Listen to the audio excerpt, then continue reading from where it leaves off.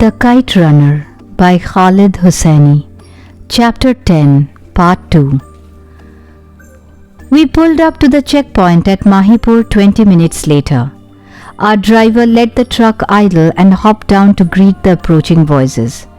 Feet crushed gravel. Words were exchanged, brief and hushed. A flick of a lighter. Spasiba. Another flick of the lighter. Someone laughed, a shrill cackling sound that made me jump. Baba's hand clapped down on my thigh. The laughing man broke into song, a slurring off-key rendition of an old Afghan wedding song, delivered with a thick Russian accent. Aishta baro, man iman, aishta baro, go slowly my lovely moon, go slowly. Boot heels clicked on asphalt. Someone flung open the tarpaulin hanging over the back of the truck and three faces peered in. One was Karim, the other two were soldiers, one Afghan, the other a grinning Russian, face like a bulldog's, cigarette dangling from the side of his mouth. Behind them, a bone-colored moon hung in the sky.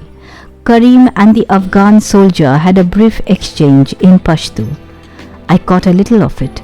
Something about Tour and his bad luck. The Russian soldier thrust his face into the rear of the truck. He was humming the wedding song and drumming his finger on the edge of the tailgate. Even in the dim light of the moon, I saw the glazed look in his eyes as they skipped from passenger to passenger. Despite the cold sweat streamed from his brow, his eyes settled on the young woman wearing the black shawl. He spoke in Russian to Karim without taking his eyes off her. Karim gave a curt reply in Russian, which the soldier returned with an even curter retort. The Afghan soldier said something too, in a low, reasoning voice. But the Russian soldier shouted something that made the other two flinch. I could feel Baba tightening up next to me. Karim cleared his throat, dropped his head, said the soldier wanted a half hour with the lady in the back of the truck. The young woman pulled the shawl down over her face, burst into tears.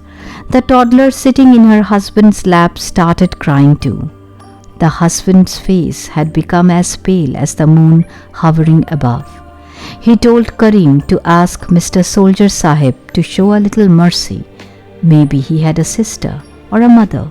Maybe he had a wife too. The Russian listened to Karim and barked a series of words. It's his price for letting us pass, Karim said. He couldn't bring himself to look the husband in the eye. But we have paid a fair price already. He's getting paid good money, the husband said. Karim and the Russian soldier spoke. He says every price has a tax. That was when Baba stood up. It was my turn to clamp a hand on his thigh, but Baba pried it loose, snatched his leg away. When he stood, he eclipsed the moonlight. I want you to ask this man something, Baba said. He said it to Karim, but looked directly at the Russian officer. Ask him where his shame is. They spoke. He says this is war. There is no shame in war. Tell him he's wrong. War doesn't negate decency. It demands it, even more than in times of peace. Do you have to always be the hero? I thought, my heart fluttering. Can't you just let it go for once? But I knew he couldn't. It wasn't in his nature. The problem was his nature was going to get us all killed. The Russian soldier said something to Karim, a smile creasing his lips. Agha Sahib, Karim said, these Rushis are not like us. They understand nothing about respect, honor. What did he say? He says he'll enjoy putting a bullet in you almost as much as... Karim trailed off but nodded his head toward the young woman who had caught the guard's eye. The soldier flicked his unfinished cigarette and unholstered his handgun. So this is where Baba dies, I thought. This is how it's going to happen. In my head, I said a prayer I had learned in school. Tell him I'll take 1,000 of his bullets before I let this indecency take place, Baba said. My mind flashed to the winter day 6 years ago. Me peering around the corner in the alley, Kamal and Wally holding Hassan down. Asif's buttock muscles clenching and unclenching, his hips thrusting back and forth. Some hero I had been, fretting about the kite. Sometimes I too wondered if I was really Baba's son.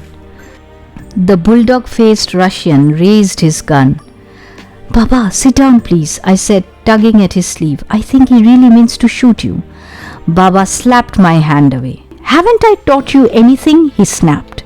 He turned to the grinning soldier. "Tell him he'd better kill me good with that first shot, because if I don't go down, I'm tearing him to pieces. Goddamn his father." The Russian soldier's grin never faltered when he heard the translation. He clicked the safety on the gun, pointed the barrel to Baba's chest. Heart pounding in my throat, I buried my face in my hands. The gun roared. It's done then. I'm 18 and alone. I have no one left in the world. Baba's dead and now I have to bury him. Where do I bury him? Where do I go after that? But the whirlwind of half-thoughts spinning in my head came to a halt when I cracked my eyelids, found Baba still standing. I saw a second Russian officer with the others. It was from the muzzle of his upturned gun that smoke swirled. The soldier who had meant to shoot Baba had already holstered his weapon. He was shuffling his feet. I had never felt more like crying and laughing at the same time. The second Russian officer, grey-haired and heavy-set, spoke to us in broken Farsi. He apologized for his comrades' behavior. "Russia sends them here to fight," he said. "But they are just boys, and when they come here, they find the pleasure of drug." He gave the younger officer the rueful look of a father exasperated with his misbehaving son. "This one is attached to drug now. I try to stop him." He waved us off. Moments later, we were pulling away. I heard a laugh and then the first soldier's voice, slurry and off-key, singing the old wedding song.